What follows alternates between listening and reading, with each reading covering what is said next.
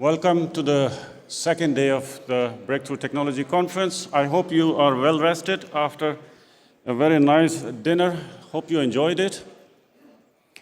So in the interest of time, if you can make yourself seated so that we can start the proceedings.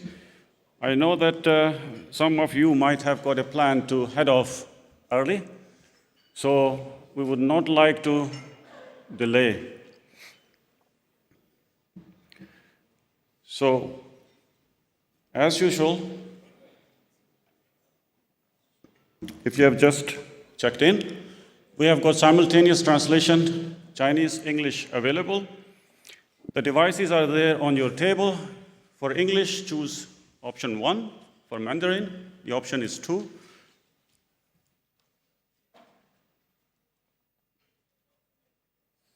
I would like to remind you of our antitrust guidelines, which prohibit us engaging in any sort of discussions about prices, about tailoring the production plans, and any concerted efforts. The details can be found on our public website.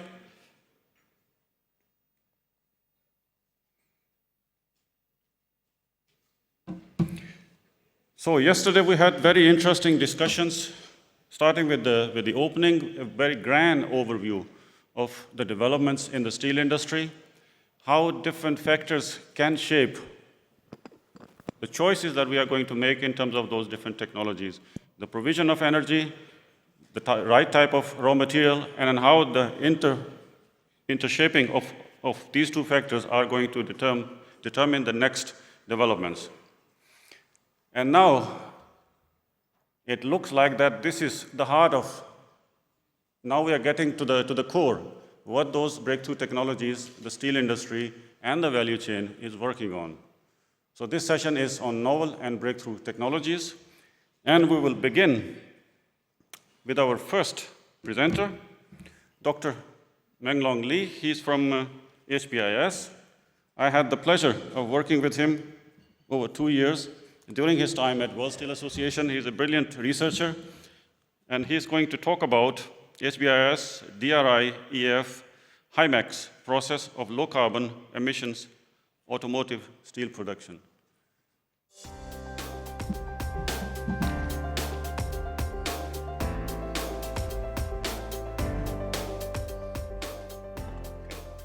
Thank you. So, thank you, Rizwan. Good morning, ladies and gentlemen. It's my great pleasure to present the latest progress of HBIS DRI-EAF process. And Dr. Hongqiang Liu also contributed a lot to this presentation. So first, I would like to give a brief introduction to HBIS. HBIS is a core player in China in the area of automotive steel, home appliances steel, engineering steel, and so on. And it is a leading company in intelligent and green development in China. Now we are committed to the transformation to low carbon, intelligent and high-end transformation. So for low carbon development, there's a framework of a philosophy, strategy, pathways, and actions. So our pathway of low carbon development is mainly focused on the innovation of process, energy, and materials, and we are striving to achieve carbon neutrality by 2050. So one of the core actions is the release of our low carbon product development in September 2023, of which the DRI-EAF process is at the core. So HBIS DRI project was put into operation in December 2022, applying the technology provided by Tenova, and it was the first to use the coke oven gas zero reform technology based on the resource we have in China. As you may know, in China we are poor in oil and gas, but the production of coke is sufficient. So another important reason is that it's a transformation project, so we can make full use of our legacy equipment of the coking plant as well as a pelletizing plant. So that's why we choose the COG as a reducing gas. So over the past almost 3 years, a lot of work have been carried out along the whole process. I would like to introduce some of them in the shaft furnace area and the EAF process, steelmaking process, to produce high quality steels. So the first part is about the direct reduction, the shaft furnace. So as we are using coke carbon gas as a reducing gas, we need to purify the COG. So we carried out some study, some research work with the universities, and then apply the results to our production line. That's the mode of the cooperation for the following studies also. So by optimizing the materials used for absorption the residual elements, so we can achieve a pure COG as a reducing gas. It's also important to control the composition of the COG inside the shaft furnace. So by optimizing the temperature, the humidification and oxygen injection and so on, we can get optimized productivity of the shaft furnace reduction with a higher metallization rate of the DRI, as well as optimized carbon content. So although we are now using COG as a reducing gas, we are waiting and preparing for the upcoming hydrogen. In China, we have rich power electricity in the northwest. So there's a project carried out by Sinopec to transfer the hydrogen from the northwest to the east. So we have signed an MOU with Sinopec, and hopefully in 2 or 3 years, we can have some hydrogen supply with economic price. So the iron ore is also very important. A lot of research have been carried out on different grades and different sources of iron ore, both overseas and inside China. In general, to summarize, it is the different grades or different kind of iron ore will not influence the operation of the shaft furnace a lot, but the steelmaking process will, suffer the results of lower grades iron ore. So since we are now using COG as a reducing gas, we also need to capture and separate the CO2 in the processed gas. So CCUS is also another area we are paying attention to. For this project, 600,000 tons annual output, we have around 60,000 tons of COG captured every year. So we also need to find a way to use the CO2 as pointed out by the presentation yesterday. So one way is to refine it and to 99.99% and to be used in the food industry. We are also constructing some pilot projects to using steelmaking slag to fix the CO2 and use the treated steel slag as some high value added with. Another interesting project is to use the microbe to transfer the CO2 into protein, but the scale is still very small. So to summarize the work in the shaft furnace area, from our project, we can see the COG is a promotion gas as a reducing gas. And by a lot of optimization work, we have achieved relatively good performance of this shaft furnace, especially in the reduced gas consumption. We can now, sometimes we can reach around 500 cubic meters per ton DRI. So perhaps before we get efficient hydrogen in China, it will be a good reducing gas. The next part, I would like to share something happening in the EAF steelmaking and our products. So the two EAF are all steel type. So as the EAF is not built along the DRI shaft furnace, so we are using cold DRI charging from the high-level silo. As mentioned, high-quality DRI is very important to EAF melting. So the target is to control the content of carbon in the DRI, like around 3%, and we achieved that. Meanwhile, the higher materialization, high Fe content in the DRI, the better for EAF steelmaking operation.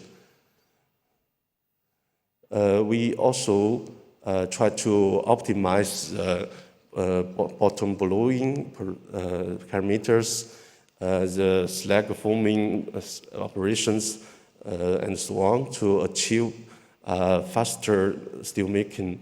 Now the tap-to-tap time can be controlled under 50 minutes. So it is very important to control the residual elements for different categories, steel categories.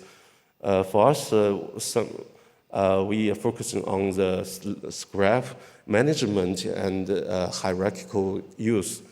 So by developing some kind of small models, we can achieve good control of different category steels, residual elements. So nitrogen is also another important and difficult element to control. Some work has been carried out on the blowing, on the slagging forming control, as well as optimization of the oxygen blowing and so on. Meanwhile, there's a clear, it is clear that the more DRI charged, the lower nitrogen we can achieve. So at this moment, it is possible to see the tapping nitrogen to be controlled under 30 ppm, but it's very difficult to achieve this stable result. Meanwhile, that means for certain high-strength steel, for automotive steel, we can easily produce and achieve the element composition requirement of these steels. But for some, EAF steel, it is still very difficult. So here's the result for one batch test of different DRI charge.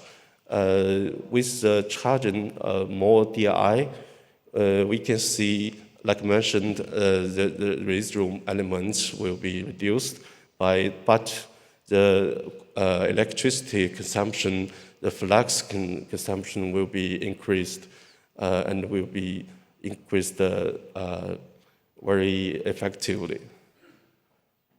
So besides this, all these clean steel works, we're also paying attention to the low carbon steel making. By working with the University of Science and Technology Beijing, we are trying to achieve the carbon-free or clean energy use, the low carbon materials like plasma lime, and also the low carbon operation, like to replace the natural gas injection instead of to inject the hydrogen instead of natural gas. So the final target is to, when we get green hydrogen, the steelmaking is per se also ready for near zero melting. So with all this work in shaft furnace and steelmaking, we are now ready to produce and provide high quality steel for both long products and flat products. But for as this company, this subsidiary was used to produce only long products, so we started to construction the slab casting line and finished it in December last year.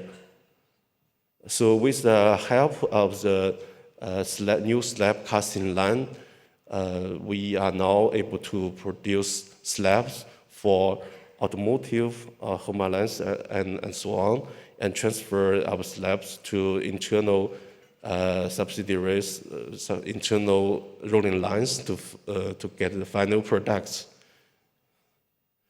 This production line has passed the certification of IATF, and also recently one core customer from the auto sector has certified this production line. Till now, we have finished over 400,000 tons production of this new slab casting line. And here are some introduction to our traditional, our past long production line. Now with the new DRI-EAF production line, it has a new quality and new property of low carbon. So last thing is about the carbon footprint. With the support of our self-development LC tools, we finished the EPD report and released on the internet on the platform of China Iron Steel Association (CISA) EPD platform. So clearly, compared to the other EPD reports released on this platform, the slabs, the billets, this production line can easily achieve over 50% CO2 reduction. It has more potential because now we are only applying around 30% green electricity. So it still has the potential to reduce the carbon reduction.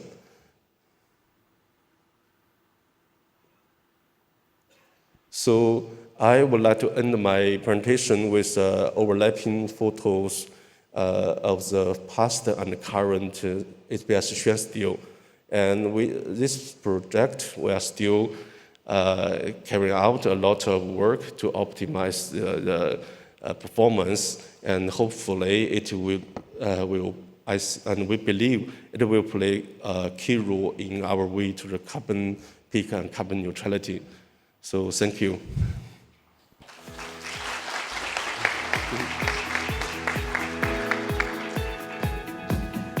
Thanks, Menglong. As always, right on time with the right type of information. Brilliant presentation. Anybody with the questions?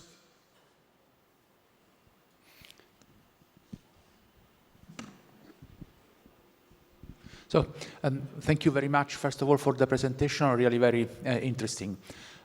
If possible, two questions. One is about carbonization of DRI, and you mentioned injection of natural gas in the lower part of the furnace. So is it, let's say, the main parameter, I mean the injection in the lower part of the furnace to control the decarbonisation? And second question is more market-oriented. You mentioned the green steel for cars. So how is your feeling about the green steel demand in the market? Is it growing? Is there sensitivity to this aspect? Thanks. Okay. Thank you. I think your first question about the EF steel making of the oxygen natural gas injection.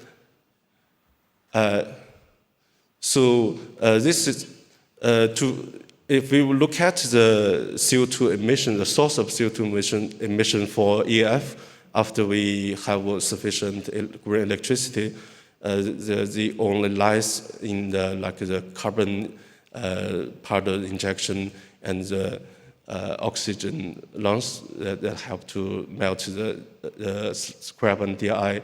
So that's why we tried to optimize this. The work was carried out with professors from also USTB. They have model EF, and they are good at making this kind of lungs.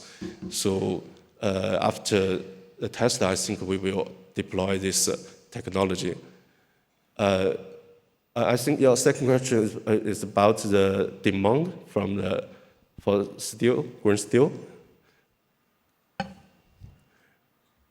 Yeah, if I'm right, so the demand is like as you see, we think there's an urgent or good demand from the automotive sector.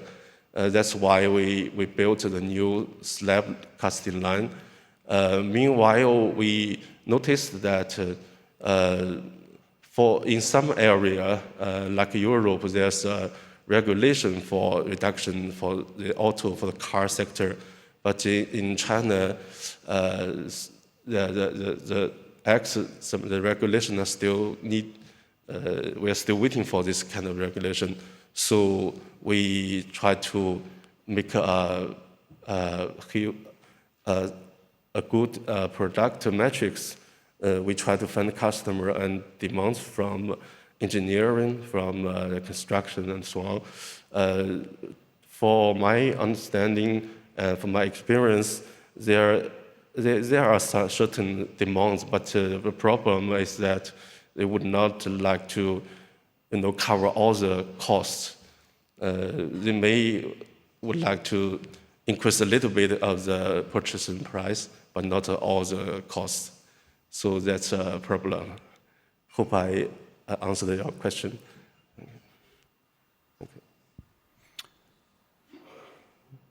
Another question there? Thanks for your presentations. You mentioned the costs. Can I ask about how much cost will be for your pure DRI-EAF productions? In China, the green steel enjoy any premium? Thanks for that. Thank you. For now, we haven't used green hydrogen.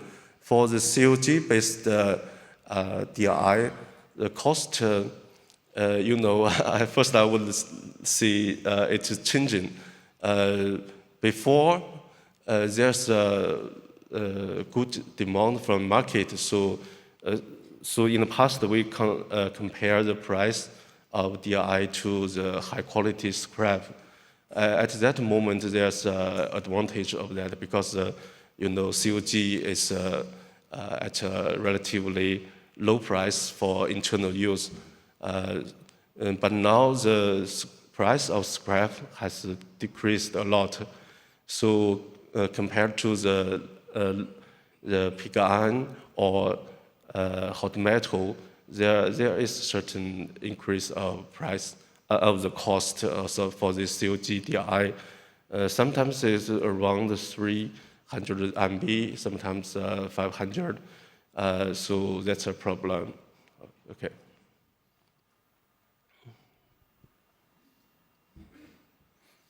One question. Let's make that final. The carbon emission figures which is mentioned, it considers scope 1, 2, 3, all three, or scope 1 or scope 2? The carbon. You mean the APD? The carbon emission figures were there, 0.96 ton. Yeah, that was the EPD declaration. Yeah, it's all included from the cradle to gate. Yeah. Okay. Yeah, so that's why it seems a little bit high, but because it's like carbon footprint, so it's reasonable. Okay. And there is one more question. You mentioned non-carbon foaming material is added. Just biomass. Yeah. Biogas. Yeah. Biomass. We need this kind of carbon. Thank you, Menglong. Okay. I must highlight that last time we asked for the innovation Steelies. This innovation was among the finalists in 2023 for the Steely Awards that are given out by World Steel Association every year.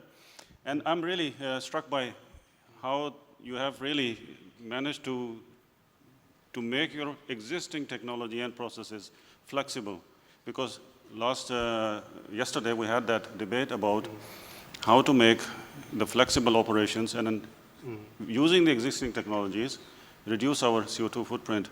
So using the COG and then making DRI and then lowering even by a few percentage points your CO2 is still worthwhile highlighting. Thank you very much. Thank you.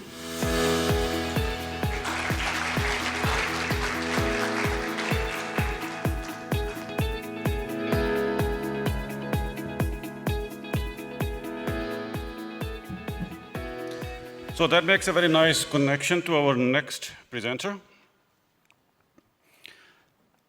Dr. Amar, he is Director of Quality and Product Development at Big River Steel, and he's going to highlight the use of scrap and how innovative practices they can produce high-quality steel.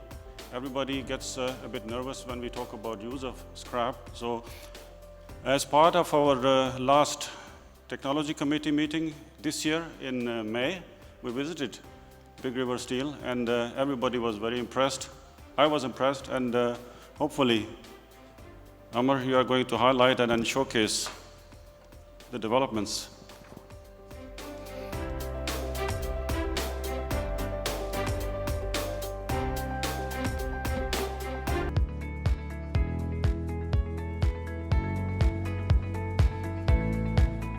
Everybody, and thank you, Dr. Rizwan, for the introduction.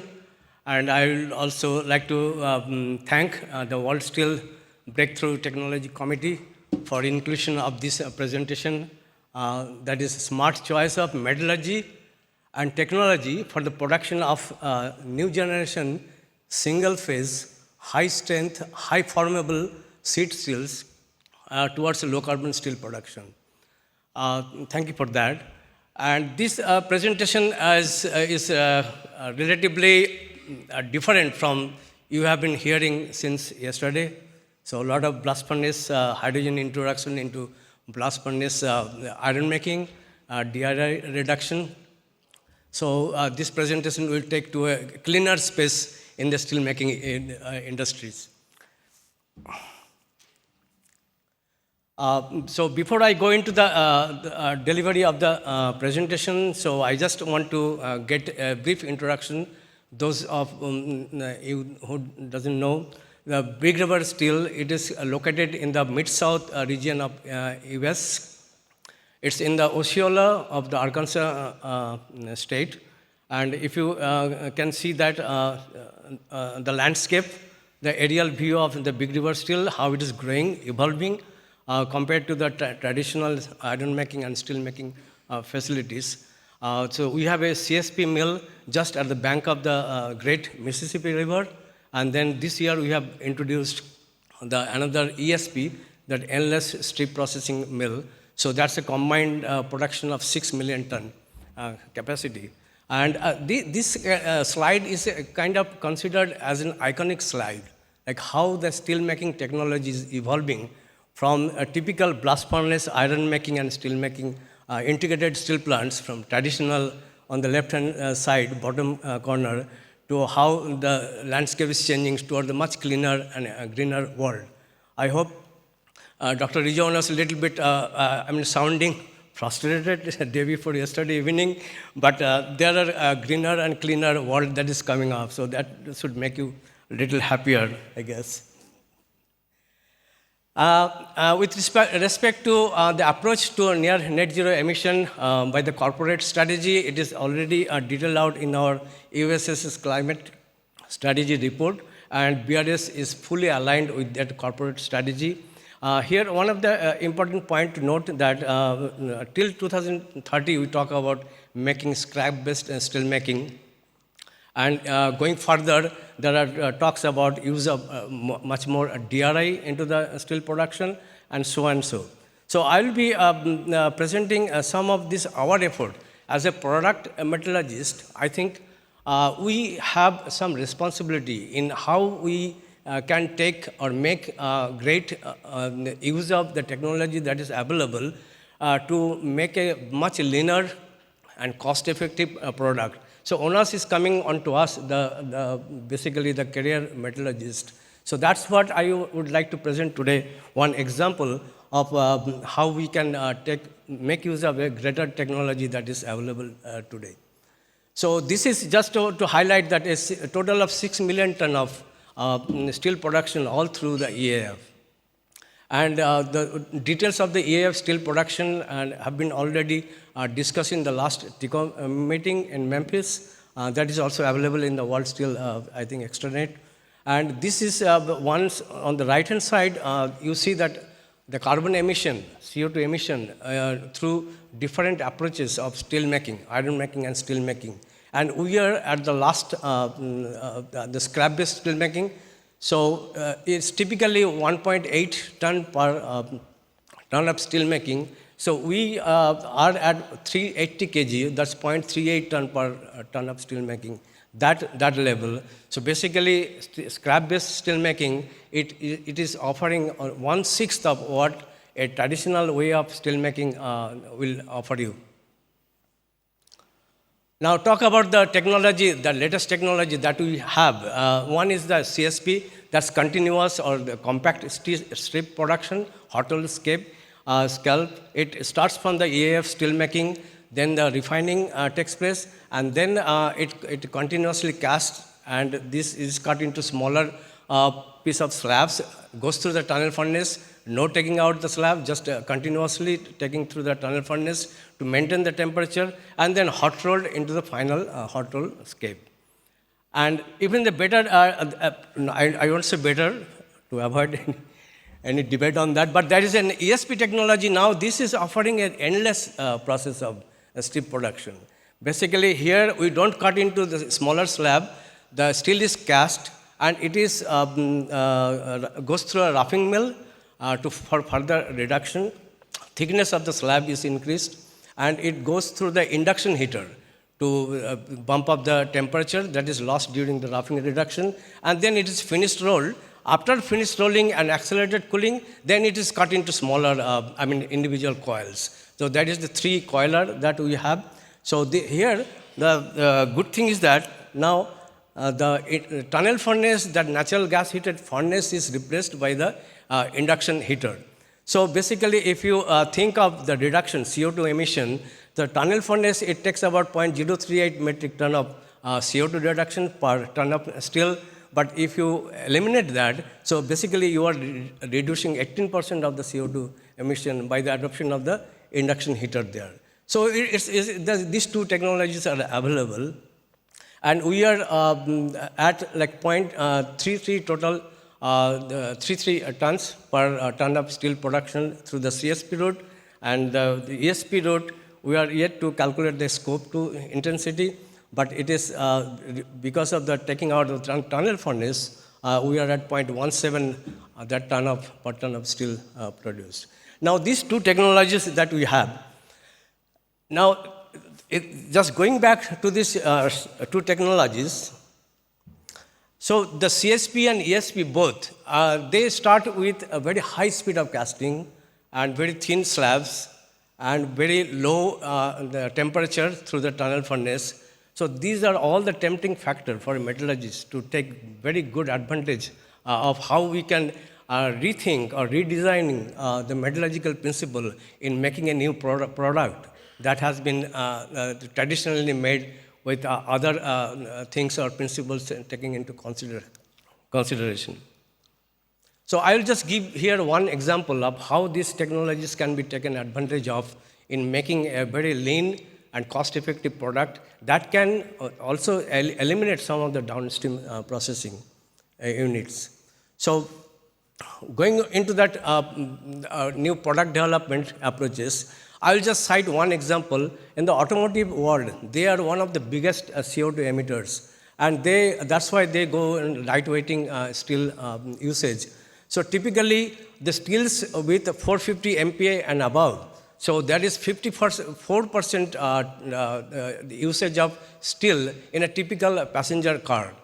And out of that 54%, 25% steel is like up to the tensile strength of 800 MPa, sheet steels.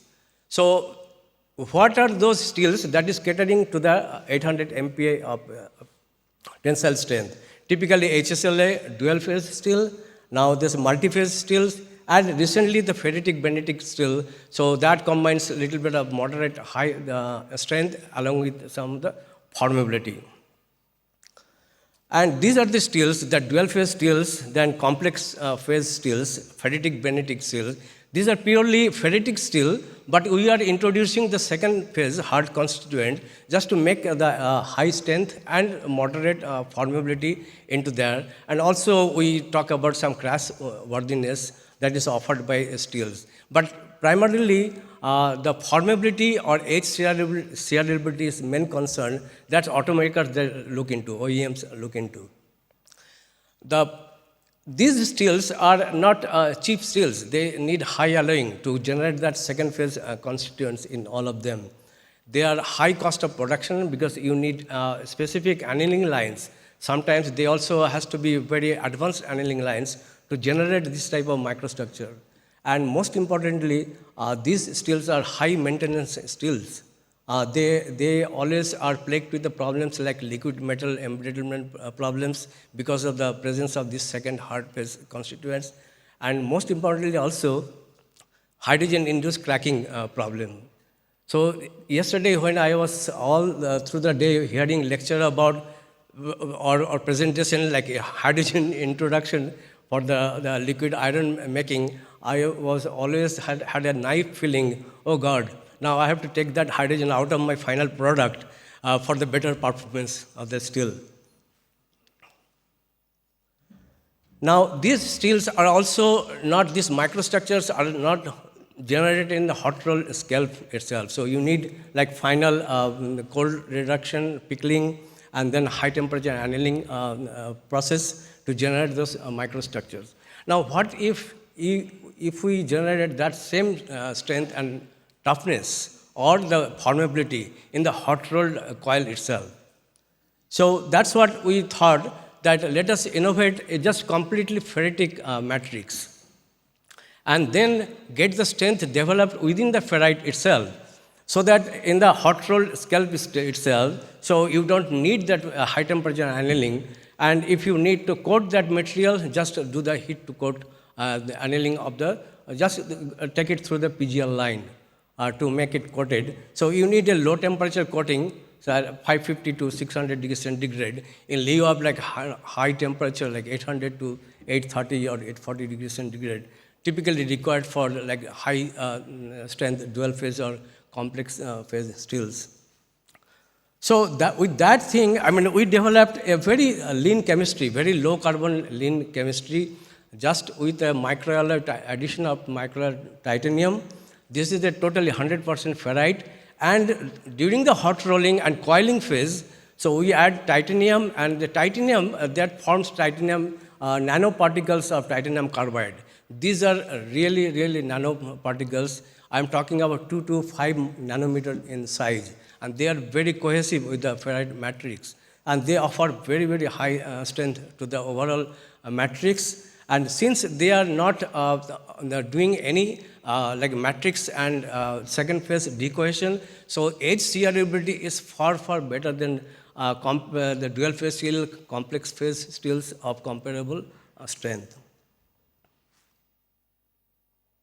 Now, this is the chemistry, just a low carbon, and if you, with just addition of titanium at various levels, so HSLA steels up to like HSL 100 KSI, that a 780 MPa can be developed just varying the titanium, and this can be developed in the hot roll coil itself. And there is no need of any like control rolling or any thermomechanical processing, just plain use of the finishing temperature and accelerated cooling. And on the right-hand side, you can see that hole expansion ratio index compared to the DP590 or even DP780. So this is still in the coated condition that offers very, very higher hole expansion ratio. So that's the cold, the local formability is much higher than, or at least better than the DP steels of comparable strength. As we speak now, this steel is being tried in a stamper to compare against the DP590. For the component, they are using DP590 steel. Now, another thing, when I talk about use of or replacing DP590 or DP780 with this steel, then people may think about how about the crash worthiness. That is one of the very subtle property or properties for the dual phase steels, right? So we also did some simulation crash resistance test in our US steel research laboratory. So these are basically 12-inch cone, hexagonal cones, and then we do impact loading from the top. And so we took our steel, that SP, we call single phase 590 steel, and compared with a dual phase steel. So various dual phase steels in various coated condition or uncoated condition was compared, and you can see that our steel, it just does the same crash worthiness behavior as the dual phase steel of comparable strength. And no cracking was observed in none of the cases for the samples. Five samples were used for each condition. And then let's talk about the hydrogen-induced cracking resistance. So we also took this steel and we subjected this steel to very rigorous hydrogen-induced cracking test. That is done in solution A. Normally, this is a very rigorous test that is done for the sour service line pipe steels. So we sent our samples, the hot roll samples, for this test, and it did not show any crack evaluation due to the presence of that hydrogen exposure. So in terms of, this is one thing that Dr. Rizwan also asking to conduct in the last presentation. So we are good with the even HIG properties. This steel is also good for the LME. Yeah, we don't expect it to undergo any LME liquid metal embeddlement because there is no second phase or decohesion at the matrix and second phase. So in summary, another important thing, because this is the important discussion point for this conference. Now, current AHSS production, if you want to take the annealing line, so CO2 emission is typically calculated at 2.96 metric tons per hour of furnace runtime. But if we want to take that SP590 steel or SP steel, it needs a lower temperature, right? Just 550 degrees centigrade, you coat it, and you can see that the gas consumption is only, or CO2 emission is only 1.61 metric tons per hour runtime. So almost 50% reduction in the use of that annealing furnace. These are some of the components that has been commercially tested. On the left-hand side in the structurals, up to 10 millimeter for the mining and machinery. On the right-hand side, some of the components that has been made with 590 to 780 megapascal from the seat brackets, seat support components, and they had no issues in forming that.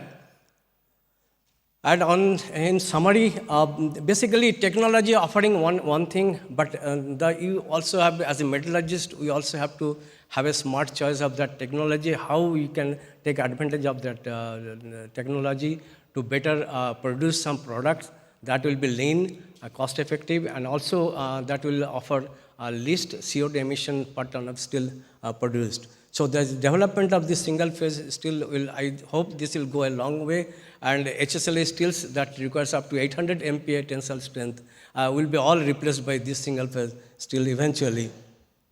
And there is significant energy savings and lesser CO2 reduction for the use of this product. So I think this will add some incremental benefit to CO2 emission effort that we are trying to get towards 2030 or 2050 onwards. Thank you very much and for your attention. If you have any question, time. Thank you, Amar. Questions? Front row.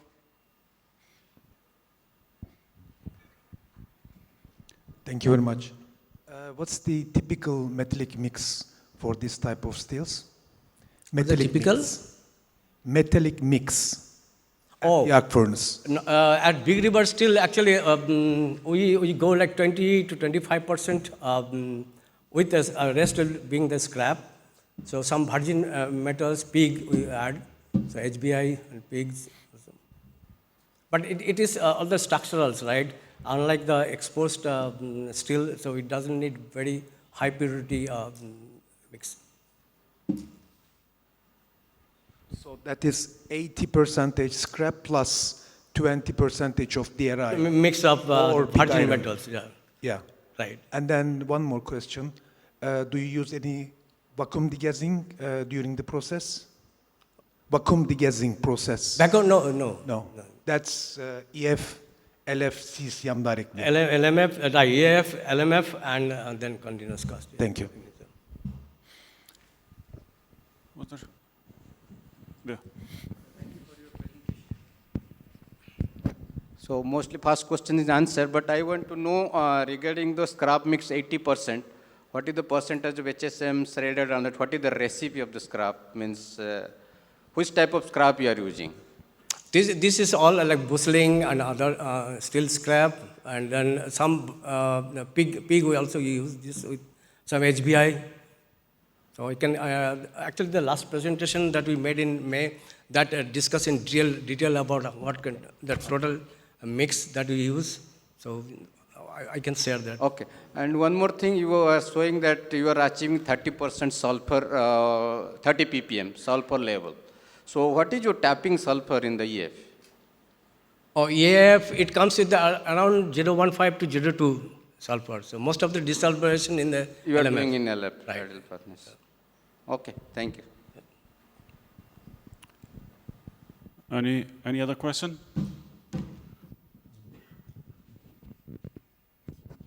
Thank you, Amar. And my question goes to the performance of your production line. And basically, you have two different lines, yeah? CSP and ESP, yeah. ESF? ESP and ESP, yeah. right. Anyway, yeah, I'm curious about the performance of that two different, lines. Yes, so quality and productivity. Mm-hmm. And could you? Yeah, ESP line, actually this started, we commissioned this early April or so, and it's now going through the production now. Still to attain a lot of the sustainability or consistency.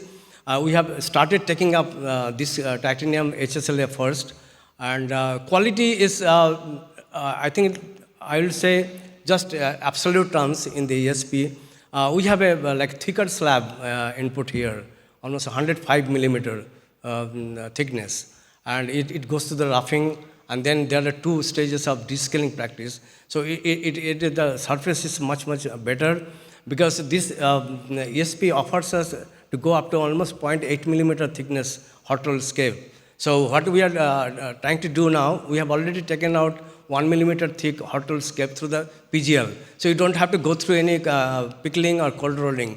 So just take it to the PGL line and do the just heat to coat, not even take like a high temperature. And up to the 600 degrees centigrade, this still does not go any transformation because these are all titanium carbide that starts to rearrange or redissolve like after 600 degrees centigrade, mildly. So if you are good at up to 600, 610, so no problem in this. Thanks, Amar. You have got a good memory. I remember that talk about the nanocarbides. Right. Plus the LME connection there. So you have done a bit of testing. Yeah, you are just leading, you are one of the contributors to this product development. Yeah. Yeah, this is the hydrogen is cracking. I specifically did, titanium carbide is another good thing that you have a coarse titanium carbide, that's a good sink for the hydrogen. So that way also it should help. But most importantly, the LME part is, because LME is mostly for the dual phase 780 and others. You have the martensite, grain boundary, there is some decohesion, and the zinc can get into that. So this still there is nothing in the grain boundary that will contribute. Right? Can you please just quickly mention the amount of dissolved nitrogen? I don't know if you have already mentioned there in ppm. What ppm? Nitrogen. Oh, nitrogen, normally, the lesser nitrogen we have, the better it is, because nitrogen takes my titanium, costly titanium. But our typical nitrogen for this, whatever we have made so far, 70 to 80 ppm. Okay. Brilliant. Yes. Thank you very much, Amar. Yeah. Thank you.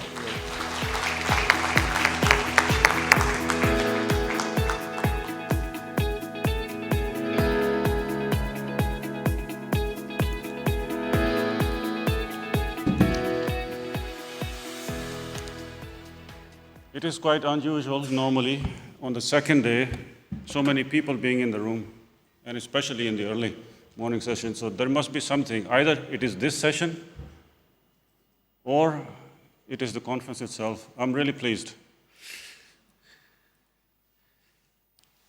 Before I forget it, I saw some people taking pictures and trying to even make a small video recording of the presentations.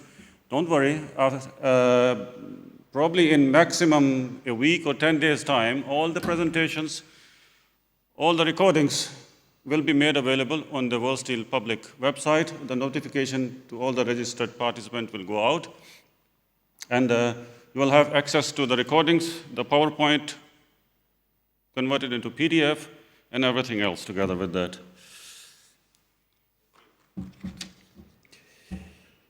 So now we come to the next presentation by Mr. Thomas BUERGLER. He is the Managing Director, Metallurgical Competence Center, K1 Met, and also is equally involved with the voestalpine.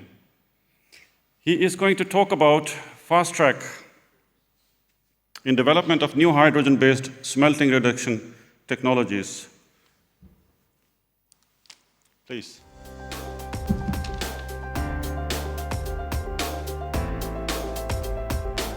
Good morning, ladies and gentlemen.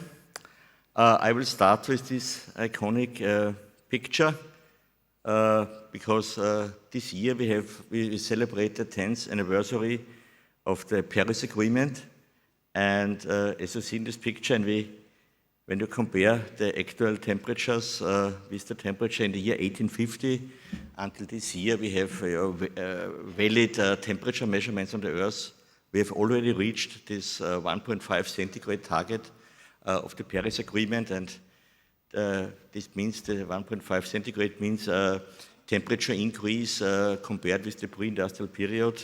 And yes, and we have heard it also, and we have in connection with the Belém conference that we have already reached this target, and we are sitting here to avoid that we overshoot this too much, and I will present our contribution to this target.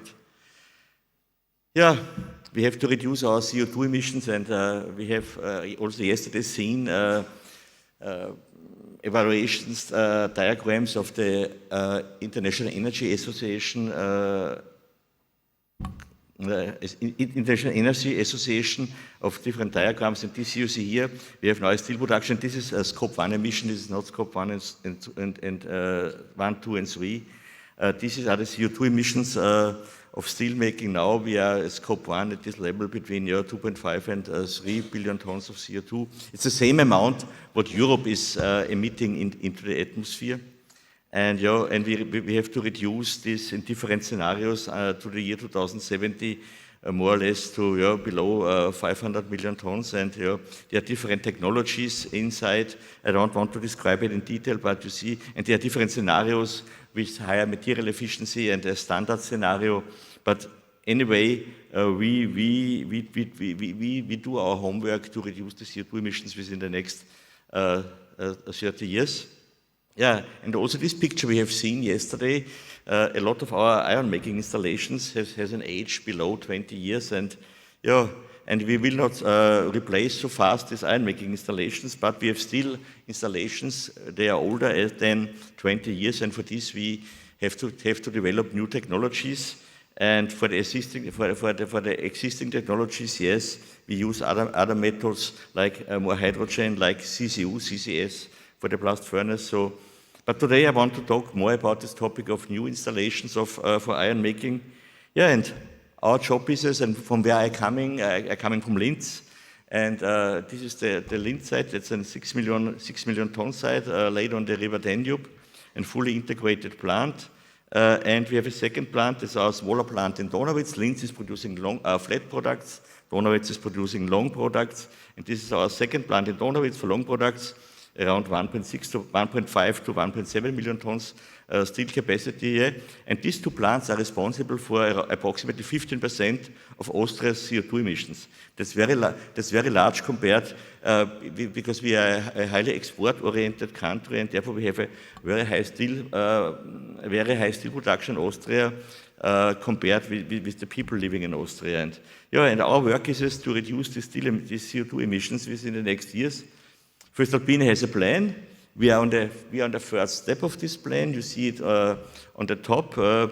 We will reduce the CO2 emissions with the shutdown of two small blast furnaces, a 1 million ton blast furnace in Linz and a 0.7 million ton blast furnace at our Donawitz site. And this will take place in the year 27, and after 27 we observe different pathways. We talk about carbon capture, CCS, we talk about development of new technologies, and I will focus today on the new technologies. But first, yes, this is our plan, our actual plan, what we are running now. When we have the startup of the two electric arc furnaces in 27, we have a remaining project running time of around 450 days. So in the first quarter of 2027, we will start up the furnace. What is the situation? What we will do? You see here the two steel plants in Linz and Donawitz, and the blue one is the new electric arc furnace in Linz. That's a project, a ultimate electric arc furnace project with Primetals in Linz, and a Digimelter electric arc furnace project with Danieli in Donawitz. And what is the status on the construction site? These are pictures from last week. In the Linz, we are in the middle of the erection of the steel construction for the Linz project, and in Donawitz, the steel construction is more or less ready, and we start also with the first components. We have got at two sites a new electric energy supply on remaining running time of the project is now 450 days before startup. But yes, what is going on with the steel production? Yeah, the steel production in the year 2000, and these pictures are going until 2070 from the AEA,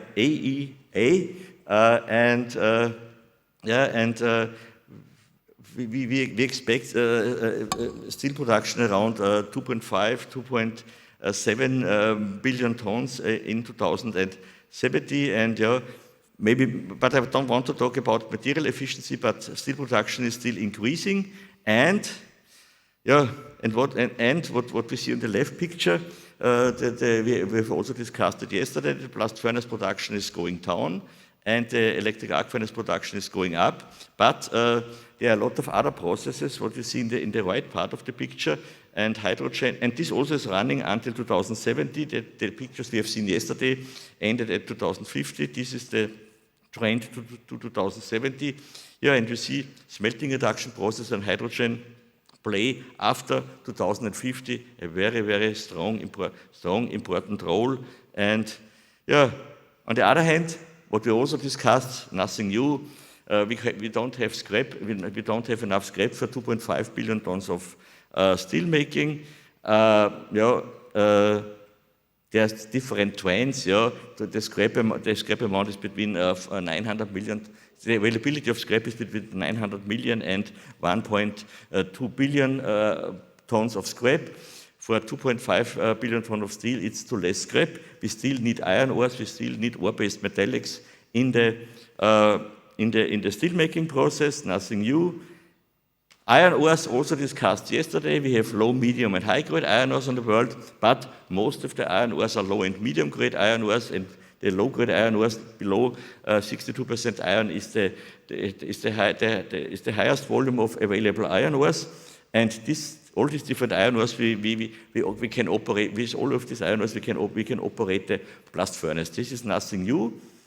Electric arc furnace with high slag rates is not state-of-the-art, because when we use these low and medium-grade iron ores, we expect slag rates in the electric arc furnace when we do direct reduction in the level of 300 kilogram per ton of steel.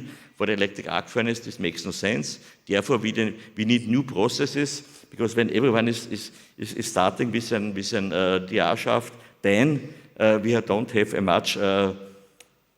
For the reduction, it's no problem. Low and medium grade iron ore for the DR shaft, but it's the topic of the slag volume in the electric arc furnace. There was also a discussion yesterday. On the other hand, hydrogen and blast furnace. Theoretically, you can inject up to 15% of hydrogen in the blast furnace. So you can replace 15% of the carbon by hydrogen. Otherwise, the blast furnace operation is, from the thermodynamical perspective, not possible.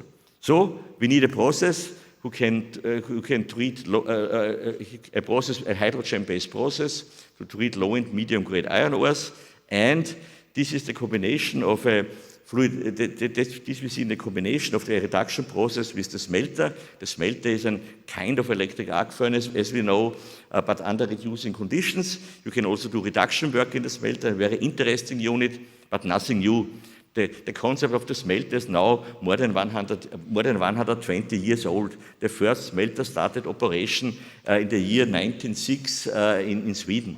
So it's absolutely nothing new, but was in the past used only in the non-ferrous metallurgy and for ferroalloys, but now we have to transform this technology to the large-scale steelmaking.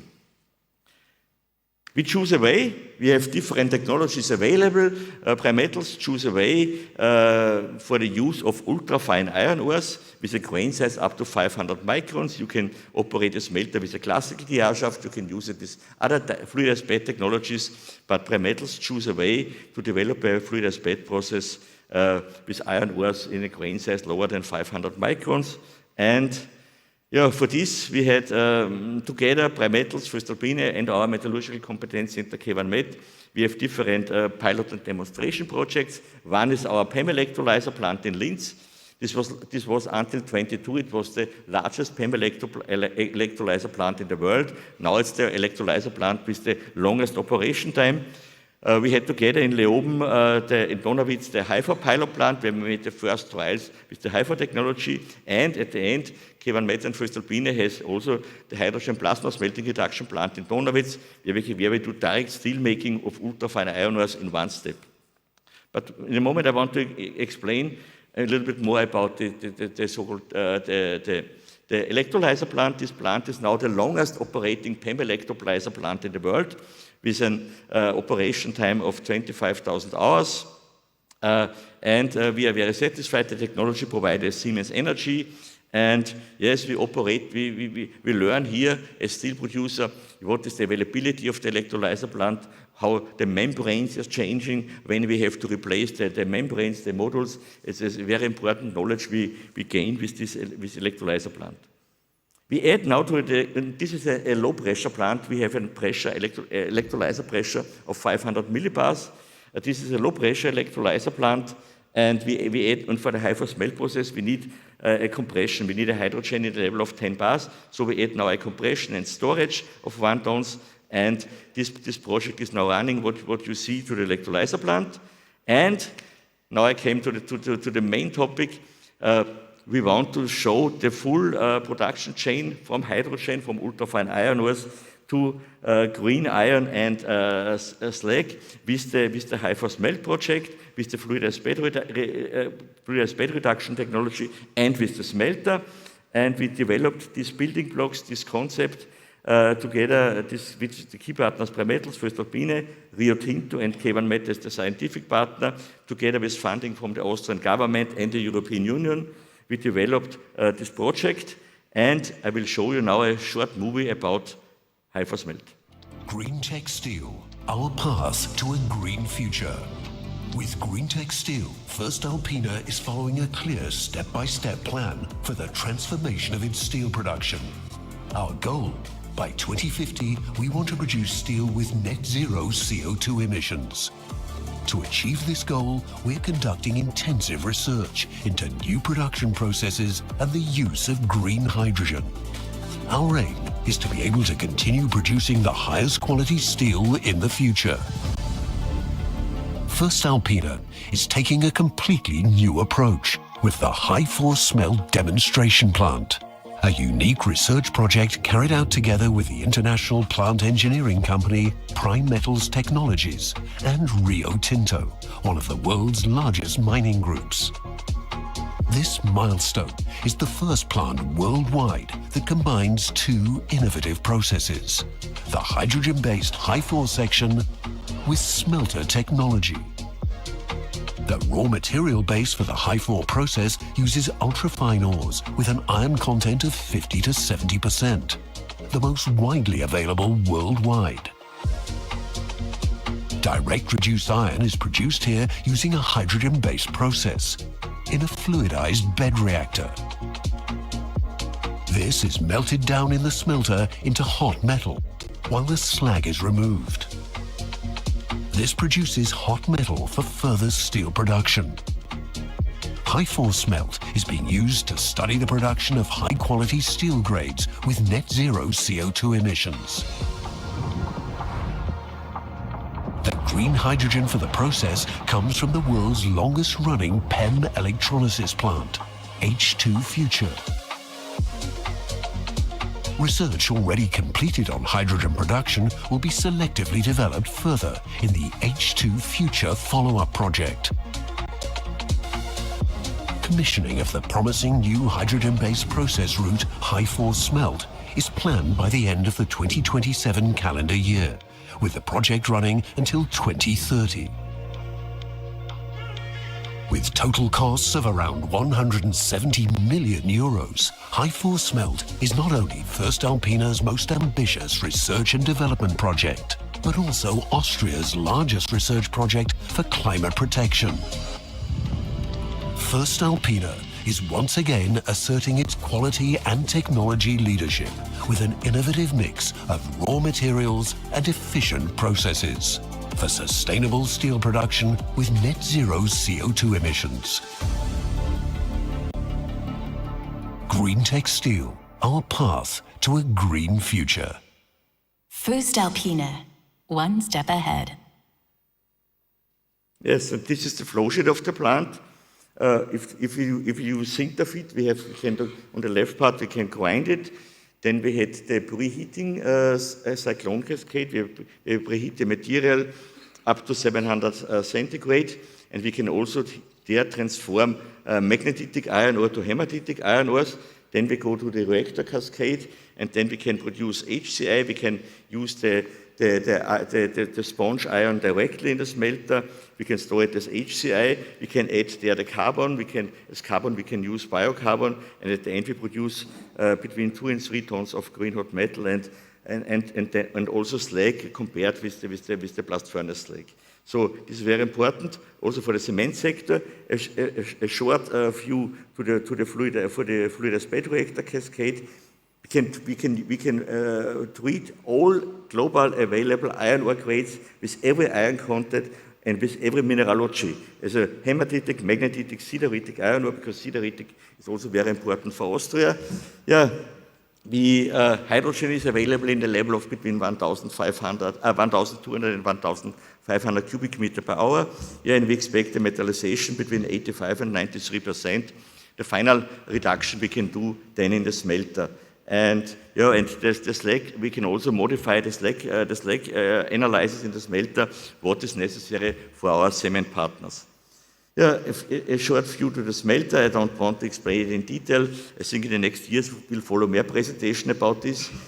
A photo from the groundbreaking ceremony we had seen yesterday also from Alex Fleischhandel. Yes, and this is an actual view on the construction site from Friday.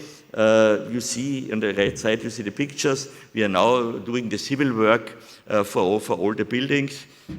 Commissioning will start in the second quarter to 27, and operation will start in the middle of the fourth quarter 27. But we have another project in Donawitz. This is our sustainable steelmaking project. That's an DC electric arc furnace, a small one with a power of around 250 kilowatt.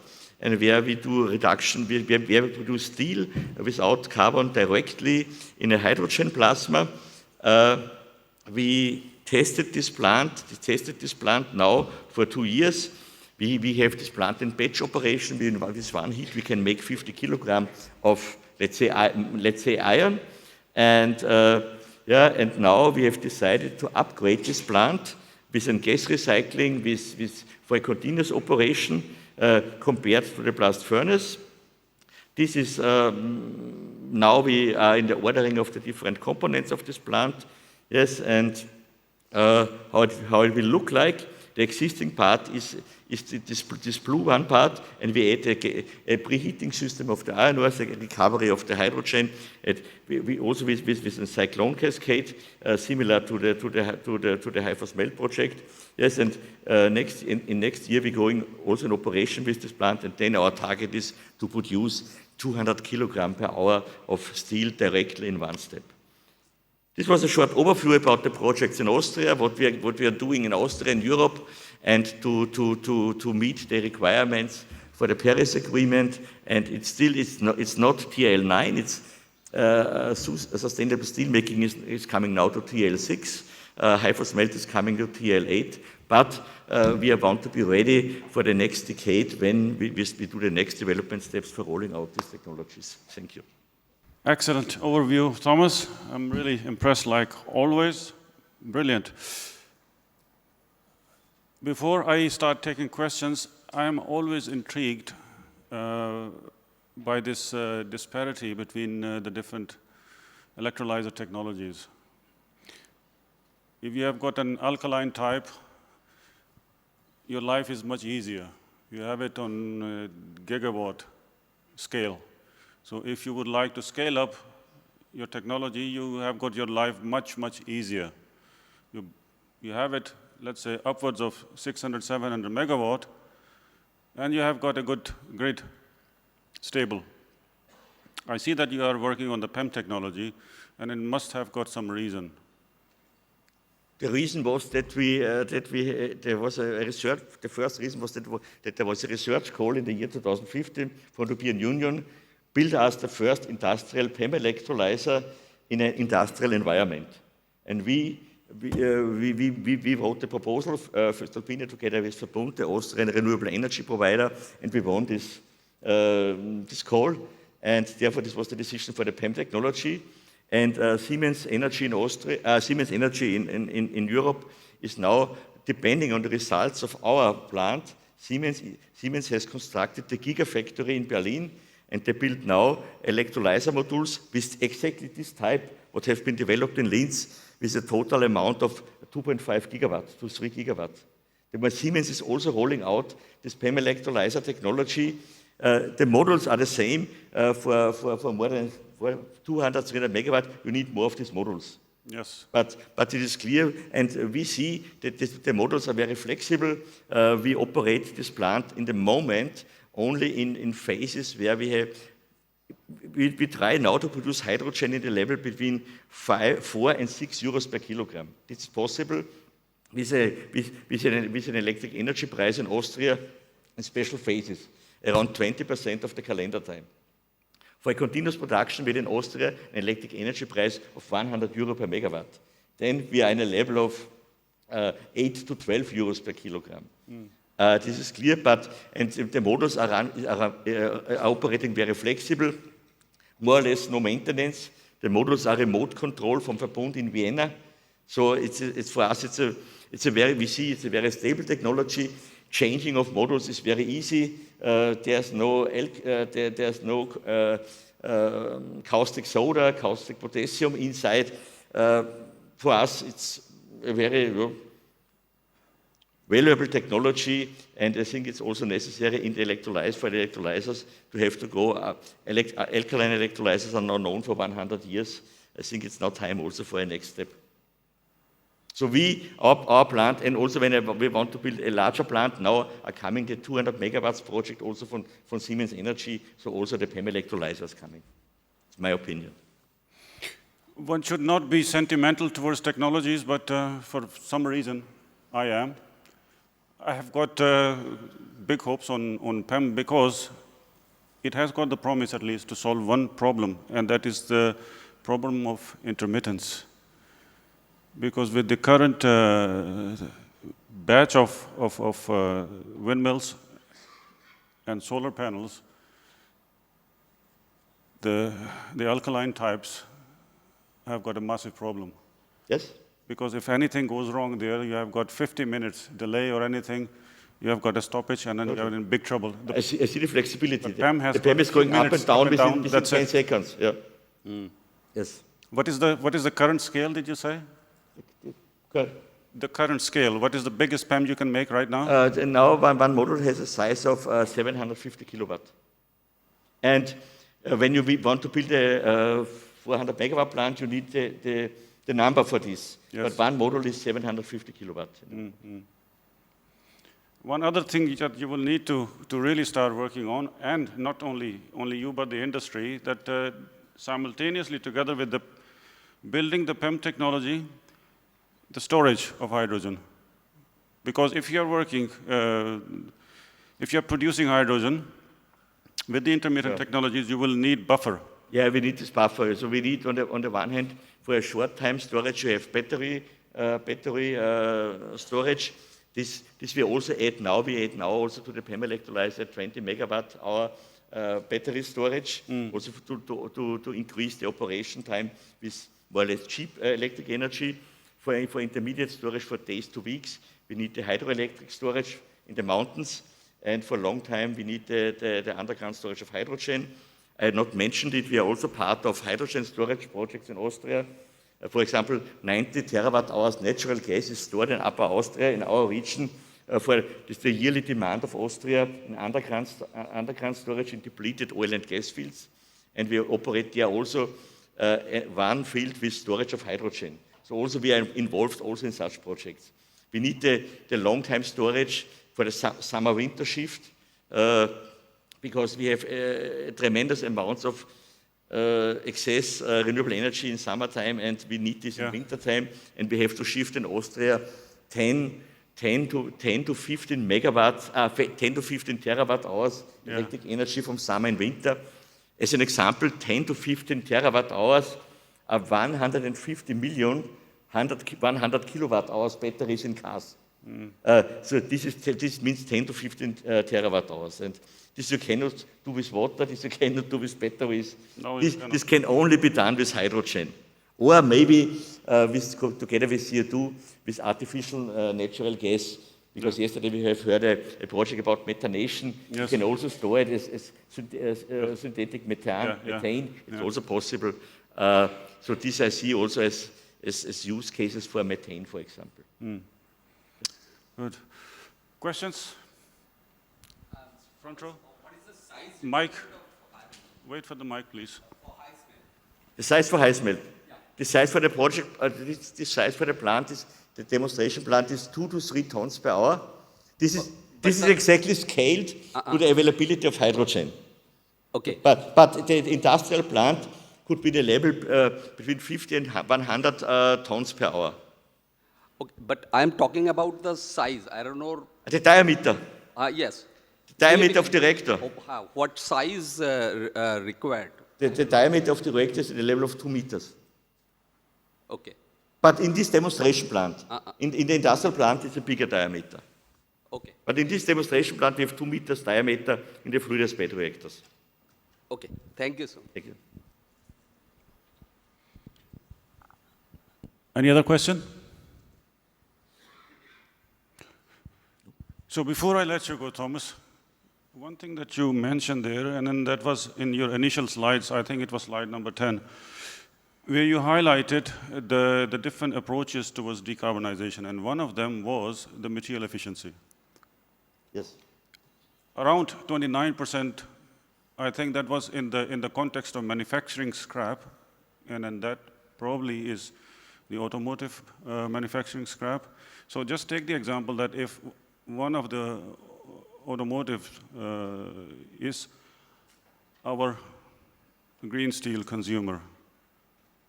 So we will need to start working with them also, is that if we are giving them green steel, it should not be just trimmed and then 29% of that just turns into scrap. We have set up. We will have to start melting with that.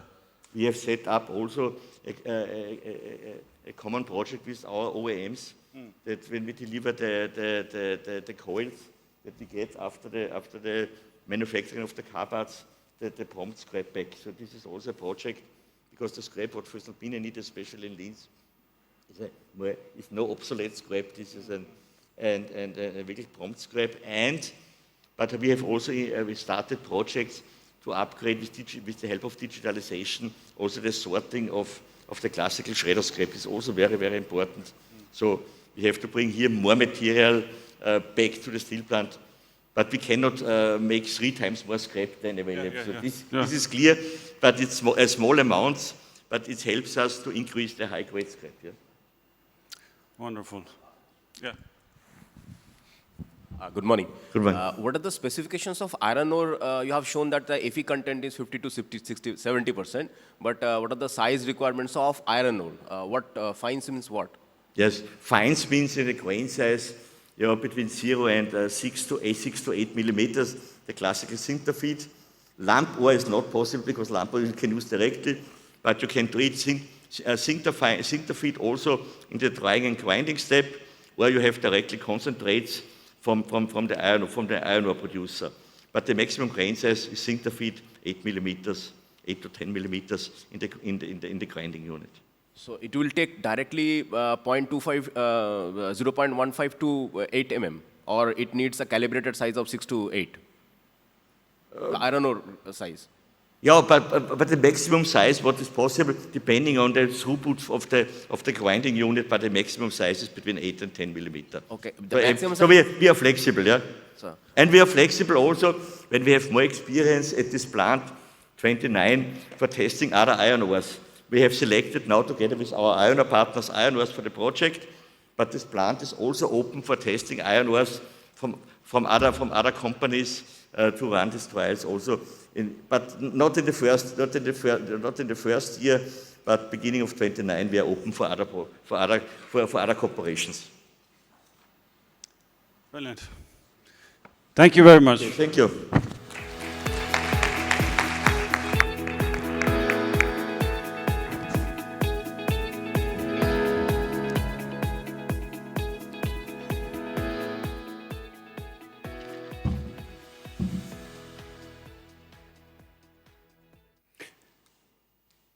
We are really living in exciting times. Up until a few years back, we could only hear about direct reduction and only high-quality iron ores. I'm really pleased that we hear more and more now about the medium and low-quality iron ores and then how the companies are really start working, developing, and perfecting those technologies. Our next presenter is from Ansteel, China, Mr. Guangyu Ma.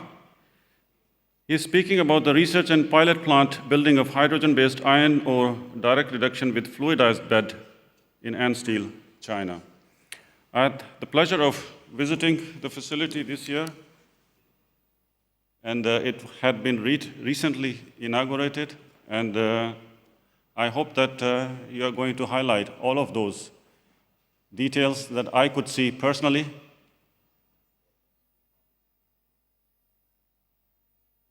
So, Mr. Amar, the floor is yours.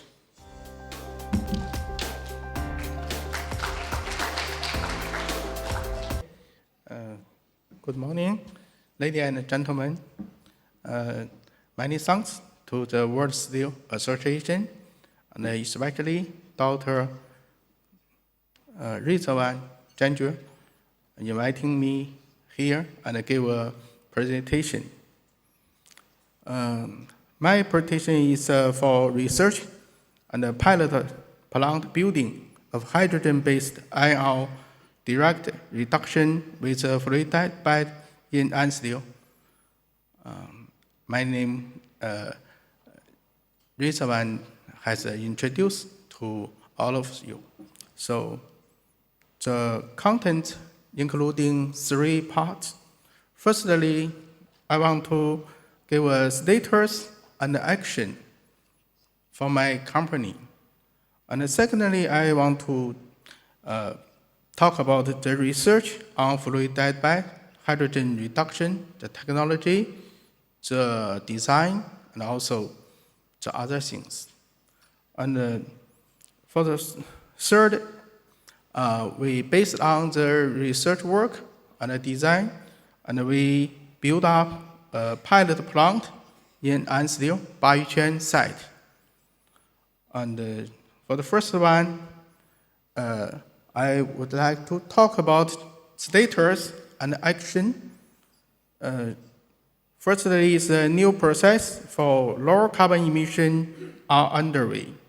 So we all know the lower carbon emission is very important for iron and steel making company because of the climate change. So we can look follows for blast furnace process optimization. So we try to perfect the traditional blast furnace by use some kind of a new technology. For example, top cycle, top gas recycle, and the other things. And also for the scrap EAF, we also can try to improve it. We call this EAF's share. So we can say as follows. And also, all of you think interested in about the hydrogen metallurgy, yeah, but a different process. From yesterday to this day, a lot of experts talk about this, talk about the shaft furnace, also the fluidized bed. For Ansteel, we also have a lot of action. In May 2021, Ansteel released the Declaration on Carbon Emission Peak and Carbon Neutralization, and then released a roadmap of lower carbon neutrality metallurgy in the end of 2021. The comment as follows. Firstly, is the carbon emission reached peak value before 2025. We all know the Chinese President Xi Jinping have mentioned the China carbon emission reaches the peak value before 2030.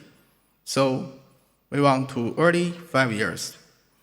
And also realizing the breakthrough on cutting-edge low carbon technology before 2030, as well as large-scale application of deep decarbonisation technology, and making efforts for 30% reduction of carbon emission to the peak value by 2035.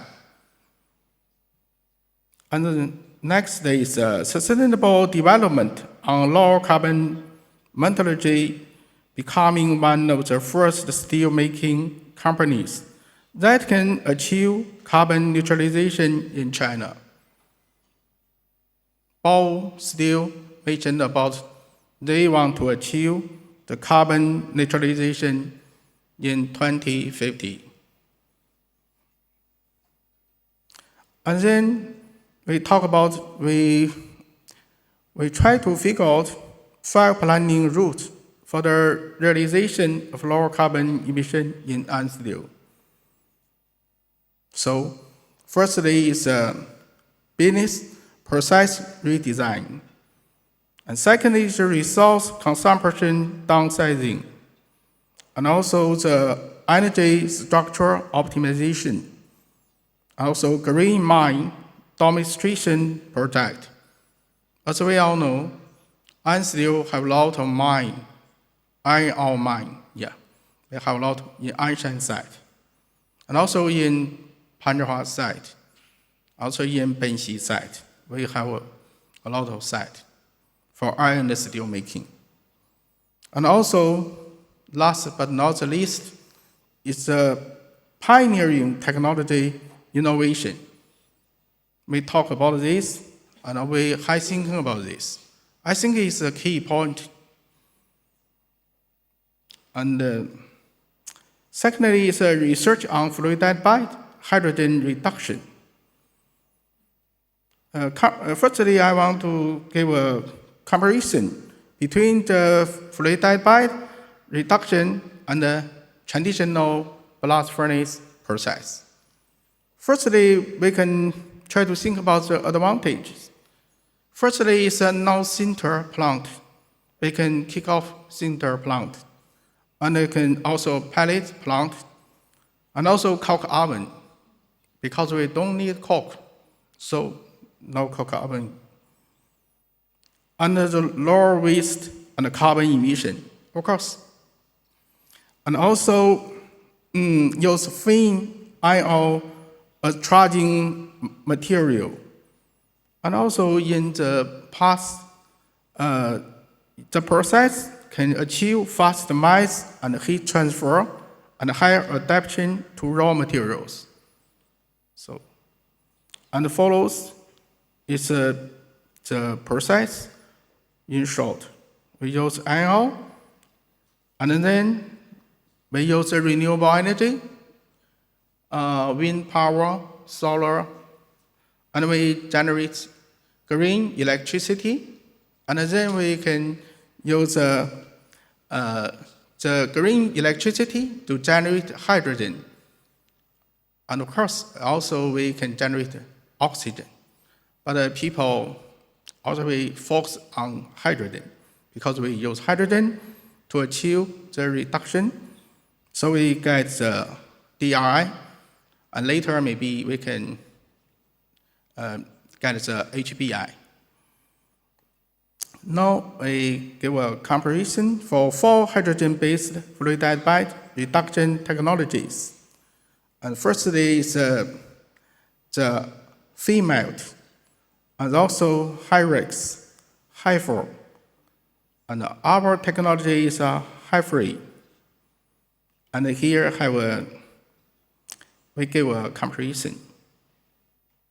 And our process technology is green hydrogen, and we use hydrogen 100%. And the temperature we control 700 to 800 sensors. And the particle size is 0.5 to 1.5 millimeter. And also the total failure we can achieve 58 to 68%. And finally, we get the HBI. And here is a key technological issue need to be explored. We use a large-scale green hydrogen production from metallurgical use. Firstly, we should try to solve some problems. One is the lower stability of generated electricity caused by weather and the environment. Also, the higher energy consumption, smaller size, and the lower stability of current water electrolysis equipment. And also the hydrogen need to be highly compressed because it's a lower density. Yes, hydrogen is good, is better, but also it's a lower density, need to compress it first. So the higher equipment of safety storage, transportation, and end use is very important. We should pay more attention to this. And here we give some pictures. The hydrogen production workshop, we make hydrogen. And also the hydrogen drying equipment, because the hydrogen emission from the electrolysis equipment, so maybe have some water inside. And also the hydrogen and oxygen storage tanks. We want to achieve continuous production, so we need the hydrogen tank to buffer. And now the raw material preparation for fluidized bed hydrogen reduction. We use iron and concentrate granulation and drying. So properly we set an ideal range of particle size, I have mentioned before, and reach on iron concentrate granulation and drying and solidification process and equipment. We give some three pictures as follows. And also we use a rotary kiln for the solidification. Also give a picture for influence of calcium oxide addition to granulations. And now we can application the technology of fluidized hydrogen reduction. Firstly is efficiency of fluidized bed hydrogen reduction. It's a key point. And then secondly is utilization of hydrogen during the processes. And then also we need heat. We need heat supply for hydrogen reduction because hydrogen from the electrolysis equipment is a lower temperature. We need to heat up the hydrogen. And also, based on the work on raw material preparation, we set about the work on solidified charging materials, hydrogen reduction, and also we explored a couple of new ways to enhance the process of hydrogen reduction, and finally, we formed the two-stage fluidized bed reduction new technology. We use two-stage, two reactor.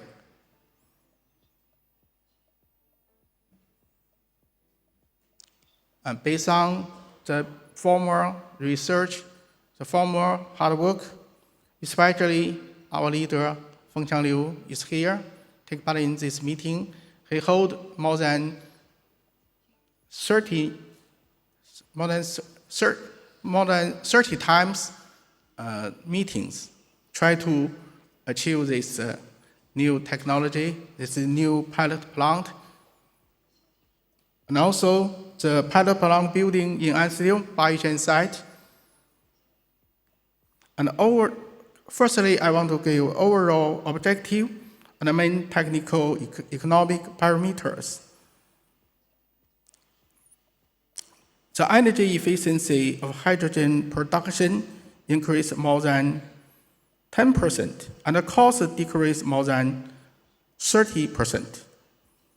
And also we developed a set of safe hydrogen storage, transportation, and use technology and facility to ensure stable output. And stable and safety is very important.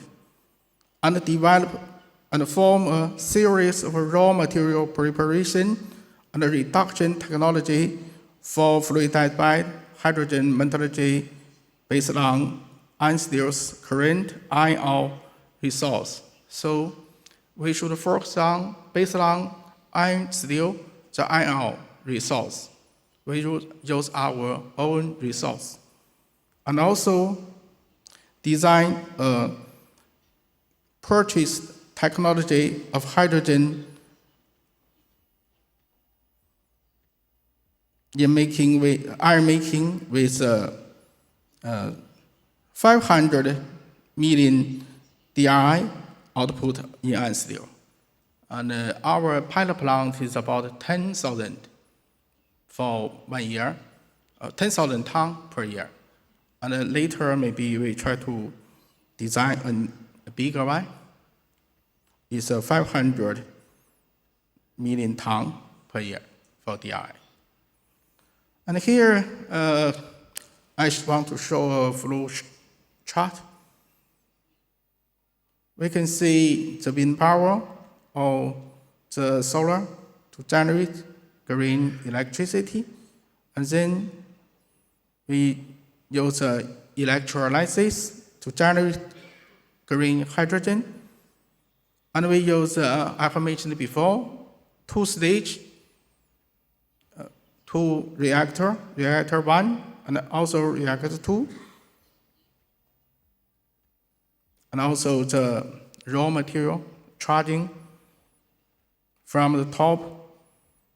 And then finally, we get the direct reduction ion. This flow chart is look like simple, but actually it's very complicated. And also here, I want to show the project timeline from 2021 to the last year, September. We qualified the DRI produced.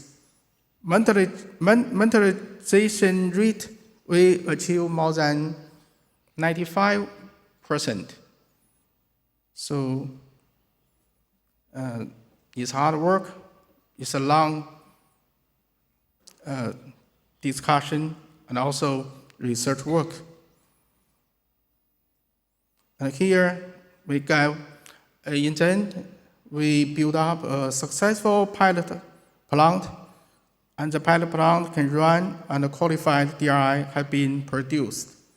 Infrastructure construction was complete, cold and hot tests achieved successfully, and the qualified DRI was produced successfully.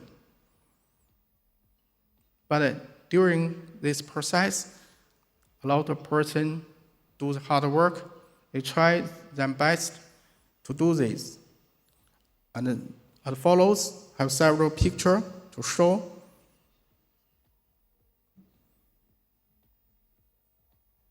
And the pilot plant building in Ansteel is an innovation point of the pilot plant.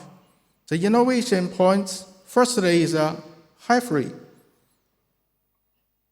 High-free is a hydrogen internal diffusion less fluidized by direct reducted iron.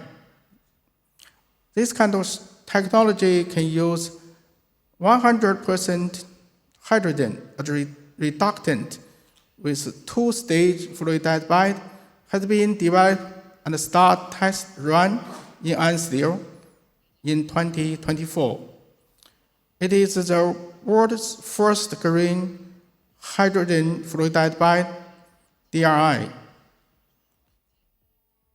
and it can producing demonstration plant achieving near zero CO2 emission and fully under the full trend hydrogen iron making. It is possible to get high quality iron and ultra low impurity content.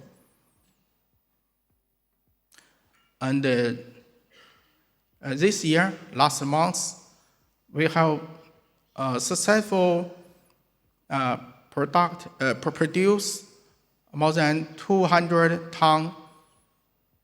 And in the future, we will continue to produce a lot of DRI.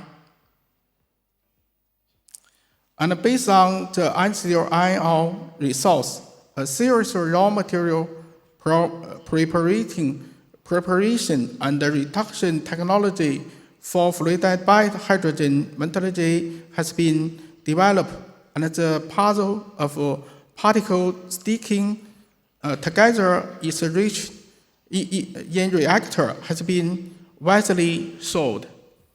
So I just mentioned one difficulty we may meet. Yeah, we have solved already. And also, independent design and build a pilot plant based on a large amount of research work. A certain amount of new design equipment has been applied with patent rights.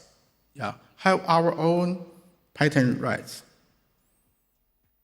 That's all. Thank you very much. And valuable comments and any question? Thank you.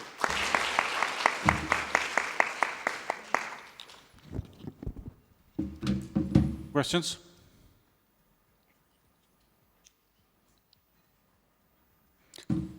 Second row. Thank you very much for the presentation.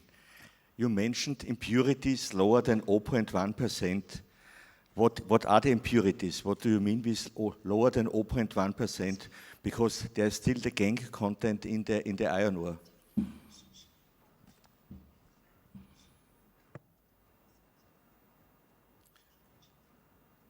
For the impurity, because we use the iron, you know, the iron concentrated. So yes, and so we use it, and inside maybe have some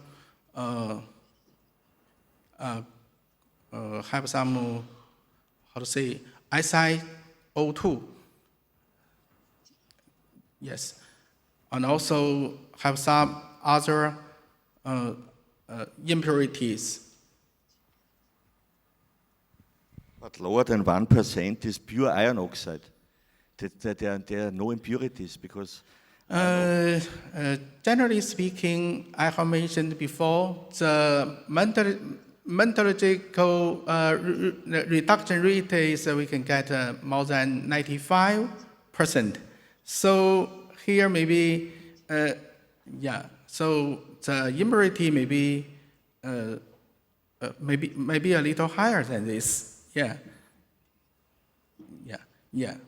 Around. Thank you very much. Any other question? Yeah. Thanks very much for the presentation. I've got a question. You've talked about your ramp up for the last year. So what were the major issues that you experienced during the ramp up from a production and availability, plant availability point of view?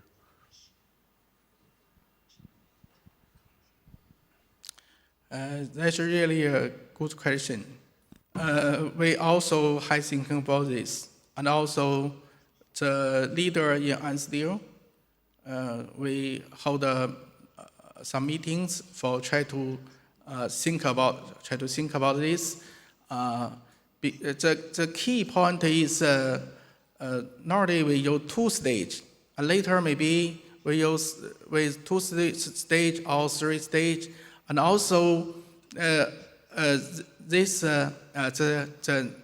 this pilot plant is only 10,000 ton, and later maybe 100,000 ton, maybe 500,000 tons, so it's a bigger one. So the key is the hydrogen, the green hydrogen supply. Yeah, we need to build up a lot of the electrolysis, and also we need the big tank for the hydrogen, the green hydrogen to storage. And also with storage, transport, and also use it. It's a little complicated. And nevertheless, we also focus on the anti-adhesion, the anti-adhesion in the fluidized. Yes, it's very important. Also, the fluidized bed is how can we try to design it? And this technology we designed by ourselves. We have our patent reach. Yeah, sure. Yes, so we try to high thinking about this. A lot of experts, they discussion together. And also,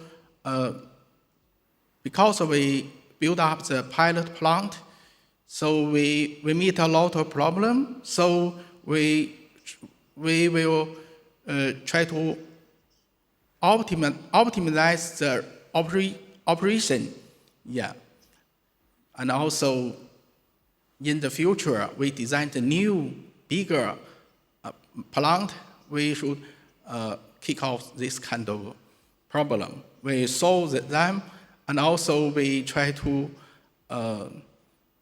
overcome this kind of difficulties. I think it's a really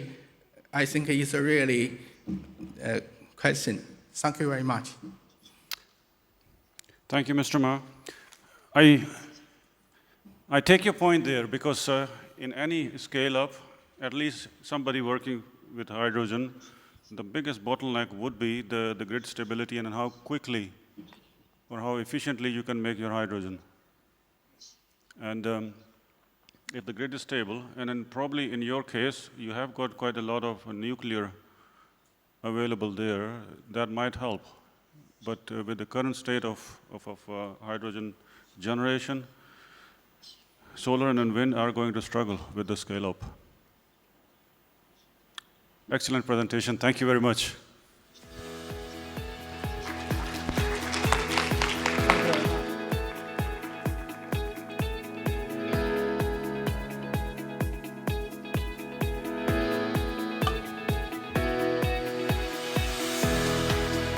So our next presentation is a very good example of collaboration across the whole value chain. And I'm not going to start talking about who's involved in there.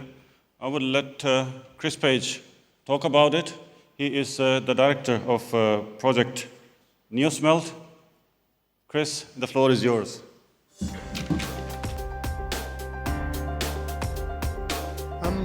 I'm here today to talk to you about NeoSmelt.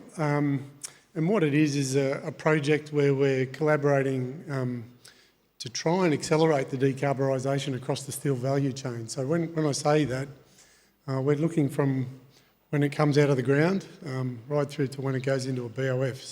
So for us, trying to find all the partners we need to be able to fulfil all the needs of a steelmaker through that process is critical. So just this is a bit embarrassing for me to talk about myself, but I'm managing NeoSmelt on behalf of our JV partners, but my role is I work for BlueScope. I've been the head of future technologies for BlueScope for around 5 years, but in order to sort of get this project moving rapidly, I've become the general manager of the joint venture as well. So there's a steelmaker running this project, really important to understand. And certainly our partners are giving us excellent support right from the mine right through to the energy needs as well. Just a little bit about the project. It is a joint venture. It's a collaboration between BHP, BlueScope, Mitsui Iron Ore Development, Rio Tinto, and Woodside Energy. So we're based in Western Australia. We've got a site down near industrial area called Kwinana, which is about 40 minutes south of Perth. I guess the whole point of that relationship is that in Western Australia, we've got all those partners that are in the one place where we can bring together all this technology to develop this process. It is a direct reduction plant with electric smelting furnace. That is what we're trying to develop. Importantly, it's both natural gas and hydrogen. So our partners, Woodside, are providing us with the natural gas that we require, but also the hydrogen, where we'll run campaigns on hydrogen as well. But importantly, for our industry, we need to understand how some of these ores are going to behave in DRI-EAF with natural gas as well, while the nascent hydrogen industry develops.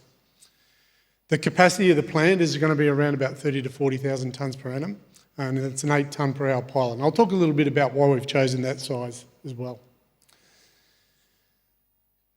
Now, this is not news to anyone. I'm sure all of us here have similar sort of pathways to decarbonisation, where we spend a lot of effort trying to decarbonise our current asset base. And in BlueScope, we work across a number of geographies. So we've got blast furnaces, we've got electric arc furnace, and also we've got this very bespoke DRI-EAF process in New Zealand, which we've been running for 40 years.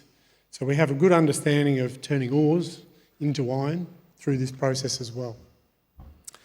But certainly in terms of decarbonising our process, we need to move away from a blast furnace, and we see that through DRI. We're very focused on commercial solutions to this. We know, like, blast furnaces have been around for 500 years, and it's taken a long time to get them to be the dominant iron-making technology that we have. But certainly DRI is the one that's been around for around about 60 years commercially, and so for us it's very important that significant development process in both the metallurgy and also the equipment has been critical for us to select that as our process. And we certainly, as a company, BlueScope, we're agnostic to how we might go about doing that, whether that's through an electric arc furnace or through an ESF into a BOF. Now, the reason that we're doing NeoSmelt, obviously there's a problem with a carbon issue with blast furnaces. And by just increasing scrap recycling and supplementing this with DRI in an electric arc furnace, which is a commercially available process today, we're not going to get there as an industry. There's going to be a big gap. We still need those ore-based metallics that were talked about earlier. And it's actually really important that we find a way to convert some of the lower grade ores and the medium grade ores through the DR process. So for us, we've decided to build NeoSmelt. We want to do the commercial development of a DRI-EAF process, including natural gas and hydrogen. And I guess for us, it's about developing a practical solution for those global supply chains to decarbonise. And as we know, like DRI by itself, it can reduce the carbon intensity of a blast furnace operation by around about 60% in itself. So we shouldn't ignore that transition step that's available to us. And I guess more importantly, with NeoSmelt, when we build the knowledge that we're going to through this pilot, our plan is to share it. We don't plan to hold on to the IP exclusively. We want this to be shared amongst steelmakers through the world to help accelerate decarbonisation. So why does NeoSmelt matter? I think there's some really important statistics on this picture here. We're really focused on solving a problem for DRI with Pilbara ores. And to give a sense of the scale, like out of the Pilbara, there's 862 million tonnes of iron ore every year. And that represents around about $153 billion of revenue for Australia. So we've got support from the Australian government and the West Australian government as well. And that ore that comes out of the Pilbara represents around about 52% of the global ore exports and 4% of Australia's GDP. So for Australia, this is a really crucial project to make sure that the Pilbara ore has a future in a decarbonised steelmaking industry. So what's the pathway? We're going to get Pilbara ore, we're going to put it through a DRI plant, into an electric smelting furnace, make hot metal that's ready to go into a BOF. So just a little bit about the smelting furnace. I guess for us, it's a unique solution that can process the lower grade materials more economically, but also allows you to use your existing BOF infrastructure as well. We do this in New Zealand, and so even though there's not a lot of operations that are doing this today commercially, we've been doing it in New Zealand for 40 years. There has been some other examples like Hivelt and the one mentioned in Sweden earlier. But importantly, the one in New Zealand, we're using titanomagnetite ores with a gangue percentage of around about 9%, and we're turning that into hot metal today. And we've been doing it for a long time, so we understand the practical limitations and opportunities that the ESF can give steelmakers in this process as well. It's a very stable process, it's very reliable, there's not a lot of moving parts. So for us, we actually see it as a very good commercial alternative.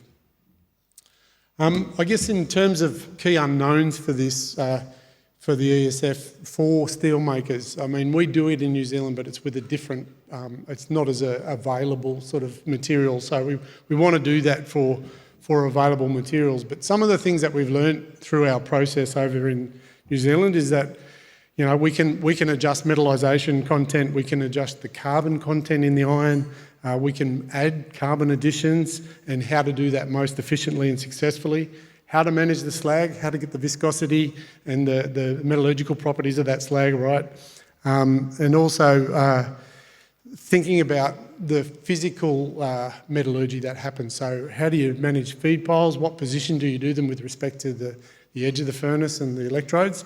And then certainly the overall physical melting properties of different morphologies of materials going into that process. More importantly, how do you get it from the mine to the BOF and optimise that process to make it the most economic that it can be as well?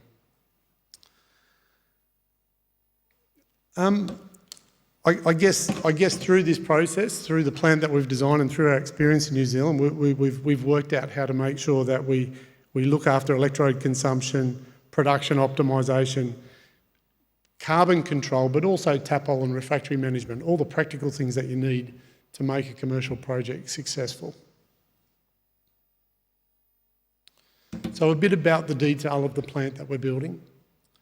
The DRI plant that we're using is a Tenova and a Gyron ZR process. We've made it 8.2 tonnes per hour, and that's to feed an 8 tonne per hour ESF. Now, it's a very specific size, it's quite a large pilot, but we've picked it for a specific reason. We think the size that we've picked, we're able to go from this pilot plant to a commercial scale. And the reason is the ESF size that we've selected allows us to understand the physical metallurgy that's going to go on with 2 electrodes. So from our experience in New Zealand, we know that it's not just about getting the slags right and getting the stuff to melt. It's actually really important that you look at feed positioning, feed control, feed chemistry, and then also how you maintain the equipment. And that's a physical metallurgy process. It's not something that you do in a lab, it's something that you need to understand in a reasonable scale. So we think it's around about 1/3 of a commercial scale plant. And so from that we should be able to take the learnings and inform the design for a much bigger, say 100 megawatt type plant as well. The raw materials that we're going to source, we're going to pelletise the raw material. That's a process that we've gone through a lot. In the end, We're very focused on commercial solutions to this. So we've gone down the pelletising route. Given there's over 120 pelletised DRI plants in the world, we feel comfortable that that's a good way to go. But certainly we've designed the plant, the ESF, to be able to accept fines material as well. So we do intend to try other materials from fines-based fluidised bed type processes as well. In terms of the testing strategy, we plan to run a 3-year campaign. And that's really what we think we need to do. One, to get the pilot up and running, but also to test all the variables that we think you're going to need to understand to optimise the process. I mean, we talk about metallisation, carbon content pretty easily, but over a long period of time, we've learned the skills that you need in the slag design and the feeding, the way that you feed the ESF, to know that it's going to take us a little while to optimise that. And importantly, like, you know, in New Zealand, we only metallise to around about 78%, and the ESF actually does the remainder of the reduction. So where's the optimal place for us to lower our carbon intensity, get the metallisation right, but also get the hot iron with the carbon level that we want to go to feed into the BOF. And I think really important, another message that I want to get out today is that we've allowed for the facility to be used for third-party testing as well. So, you know, this is a facility that's kind of unique. It's large pilot, but you'll be able to test certainly a lot more properties out of the process, whether that's from how you pelletise the material right through to how the ESF operates. You'll be able to get that on a pretty good scale. And so I've mentioned, you know, we actually want to scale up and commercialise this. We've picked it. This is a picture of our plant in New Zealand. You can see the feed piles that we've got there. And how do you sort of optimise that process to make sure that you're making as many tonnes as you can, get the carbon right, you're protecting the refractory, and you're protecting the electrode consumption as well. Now I'm just going to go through a fly-through of the concept plant. We're in feasibility, I should say now, but this is what we've planned up. This is an overview of the site in Kwinana. We're next door to a nickel smelting facility. We've designed the plant around some of the Indigenous heritage issues, rights around having the trees and the native flora in the right position for the plant as well. But you can see here we've got a laydown areas, we've got a raw materials receival area which we're just hovering into now. There's a raw material feed system which then goes up into the process heating system. So we then have the process gas system behind the DR plant. Once it spins back around, you'll see the DR plant. It's a 65-metre tall Tenova DRI, Energiron ZR, the process heating plant, and of course behind that the shaft. So, yep. We then have feed systems that go into a storage area. So we're able to separate the processes as well. There's a cold DRI passivation system in that tower there. So we're able to do testing on cold passivation, but we've also got storage there for the DR plant to feed into the ESF. So you can see the first little stage is a batching plant, which then runs up to the top of the ESF. We plan to granulate the iron coming out of the material. There's some site buildings, some compressors and utilities connections, and there's a transformer plant. So that's just to give you an overview. And then there's the back of the casting of the ESF there where all those little trucks are. And you can see we're close to the ocean, so there's a raw materials jetty nearby, and certainly a lot of the infrastructure that we're going to need for that type of development. So in terms of the next steps for us and the planned schedule, we're in feasibility right now. We plan to sort of get to FID in the second half of next year. and which we're then going to follow with a 2-year construction period with operations starting at the end of 28. Now, I mentioned earlier that the idea of this project is to share, and we genuinely mean that. So please talk to us if you're interested in a technical exchange. Now, we've got a lot of experience within the team, and certainly we're willing to share what we know and how we've gone about this project. And more importantly, we want to have a technical panel of steelmakers to review how we're looking at the campaign strategy for the project and give us their insights into sort of low emission steelmaking. There's also an opportunity to use the facility. So we're planning a 3-year campaign, but there will be time where we can actually allow other people to use the facility as well. So if you're interested in that, please get in touch with us. Pellet's also out of scope for us, and so we've been doing some pellet development with a number of parties over the last year. And so if you're interested in working on pellet development, again, please come and contact us. To solve this problem, we know we're going to need a lot of help from a lot of different parties. The only way that we're going to solve this unique crisis that we sort of find ourselves in and having to transition from a very stable technology to something different, it's going to take a lot of minds to solve. And we want to be part of that, and we want to be part of the help of that. And if you do too, then please get in touch. And I'll just leave that there. So if you scan the QR code, there's an opportunity for you to get in contact with us. And so through that, if you don't want to come and talk to me or my colleague McKeel directly, you can scan that code and we'll get in touch with you after that. Okay, thank you.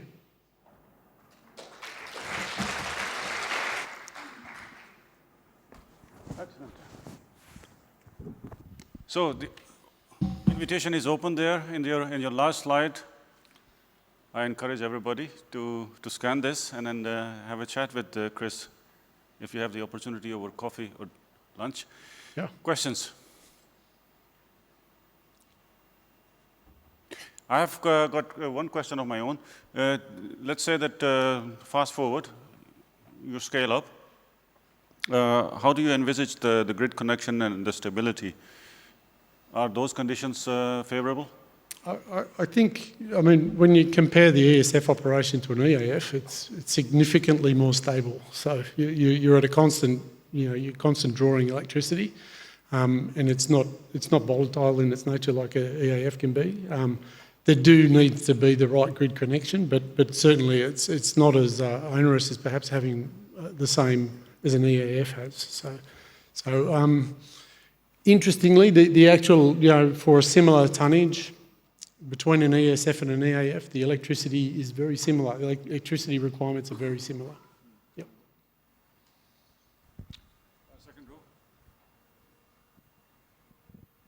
Chris, thank you for the presentation. One question. Is a smelter standalone operation possible? Yes. So the way we've designed the plant is we've got a raw material yard in front of the smelter.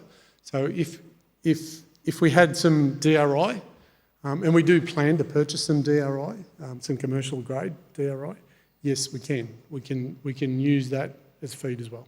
And other topics like slag treatment, FAO containing slag to the reduction step only in the smelter also possible? Oh, absolutely. So I mean, we're designing this as a research facility. We'll have lots of instrumentation on it, but certainly we need to solve all the problems, right? We need to get the slag right, and not only for the metallurgy, we need to be able to sell that into the concrete industry as well. So we're partnering with a local concrete provider to do some testing on the materials that we make out of it as well.